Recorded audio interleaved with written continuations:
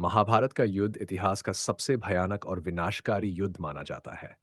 इस युद्ध में अनेक वीर योद्धाओं ने अपने पराक्रम और युद्ध कौशल का प्रदर्शन किया। लेकिन यदि सबसे खतरनाक योद्धा की बात की जाए, तो अश्वत्थामा का नाम सबसे ऊपर आता है। अश्वत्थामा का परिचय।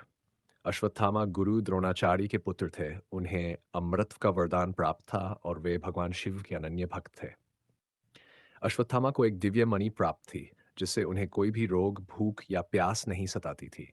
ये मणि उनके मस्तक पर विराजमान थी और उन्हें अजेय बनाती थी। वे एक अत्यंत बलशाली, क्रोधी और प्रतिशोधी योद्धा थे। महाभारत युद्ध में अश्वत्थामा की भूमिका। युद्ध के आरंभ से ही अश्वत्थामा कौरवों के पक्ष में लड़ रहे थे। वे एक कुशल योद्धा थे और उनके युद्ध कौशल की तुलना बहुत कम लोगों से की जा सकती थी। लेकिन जब पांडवों ने रणनीति के तहत गुरु द्रोणाचार्य का वध किया, तब अश्वत्थामा ने इसे अपना व्यक्तिगत अपमान समझा। गुरु द्रोणाचार्य को छलपूर्वक मारने की योजना श्री कृष्ण द्वारा बनाई गई थी। भीम ने एक हाथी का वध कर दिया, जिसका नाम अश्वत्थामा था, और फिर यह झूठ फैलाया गया कि अश्वत्थामा मारा गया। जब यह समाचार द्रोणाचार्य तक पहुंचा, तो उन्होंने अपने हथियार छोड़ दिए और ध्यान में लीन हो गए। इसी अवसर का लाभ उठाकर द्रुपद पुत्र धृष्टद्युम्न ने उनका वध कर दिया। अश्वत्थामा का प्रतिशोध। अपने पिता की मृत्यु से क्रोधित होकर अश्वत्थामा ने प्रतिशोध लेने की ठान ली। महाभारत का युद्ध समाप्त हो चुका था और कौरव पक्ष की हार हो गई थी। दुर्योधन अंतिम समय में युद्ध भूमि में पड़ा हुआ था और जब अश्वत्थामा उससे मिलने गया, तब उसने अपने प्रिय मित्र के लिए प्रतिशोध लेने का संकल्प लिया।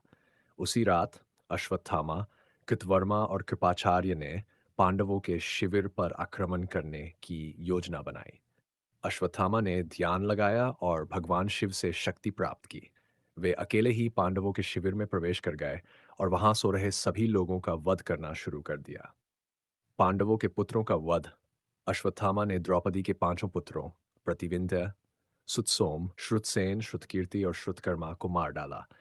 ये सभी अभी सो रहे थे और अश्वत्थामा ने बिना युद्ध किए उनका संहार कर दिया। इसके बाद उन्होंने धृष्टद्युम्न, शिखंडी और अन्य पांडव योद्धाओं को भी मार डाला।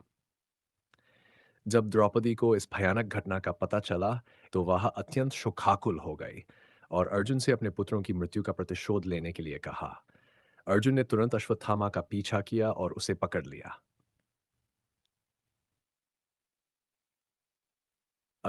अर्जुन ने अश्वत्थामा को हराकर उसकी दिव्य मणि छीन ली। इसके बाद अश्वत्थामा ने गुस्से में आकर ब्रह्मास्त्र का संधान किया। अर्जुन ने भी अपने ब्रह्मास्त्र का प्रयोग किया, लेकिन ऋषि व्यास ने दोनों को रोक दिया। उन्होंने दोनों से अपने ब्रह्मास्त्र वापस लेने को कहा। अर्जुन ने अपना ब्रह्मास्त्र वापस ले लिया, लेकिन अश्वत्थामा को यह विद्या नहीं आती थी। इसलिए उसने अपने ब्रह्मास्त्र को उत्तरा के गर्भ में पल रहे अभिमन्यु के पुत्र परीक्षित की ओर मोड़ दिया। भगवान श्री कृष्ण ने अपने योगबल से परीक्षित को लेकिन इस घोर अपराध के कारण उन्होंने अश्वत्थामा को श्राप दिया कि वह हजारों वर्षों तक इस पृथ्वी पर भटकता रहेगा, असीम पीड़ा सहन करेगा, लेकिन मृत्यु उसे कभी नहीं आएगी। श्री कृष्ण ने उसकी दिव्य मणि भी छीन ली और उसे एक श्रापित योद्धा बना दिया। अश्वत्थामा की भयानकता। अश्वत्थामा को सबसे खतरनाक योद्धा माना जाता है क्योंकि अमरत्व का वरदान वे मर नहीं सकते थे, जिससे वे अजेय योद्धा थे। 2. शिव का आशीर्वाद। वे भगवान शिव के प्रिय भक्त थे और उनसे विशेष शक्तियां प्राप्त थीं। 3. ब्रह्मास्त्र का प्रयोग। उन्होंने युद्ध समाप्त होने के बाद भी ब्रह्मास्त्र का प्रयोग किया, जो किसी भी योद्धा को अत्यंत विनाशकारी बनाता है।